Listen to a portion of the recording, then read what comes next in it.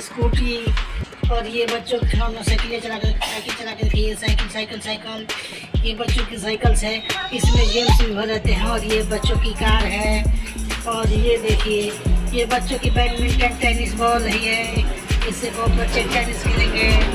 और उसके बाद ये देख सकते हैं ये स्कूटी है, पापा जी की स्कूटी है, थोड़ी सी देखिए इसकी टायर निकल गई है, टायर लगा दिए हैं। ये थोर की हैमर है, और ये इमोजी है, आप देख सकते हैं इमोजी, खाता हुआ इमोजी है ये। और इसमें देखिए क्या भरा हुआ है, इसमें जेम्स भरा हुआ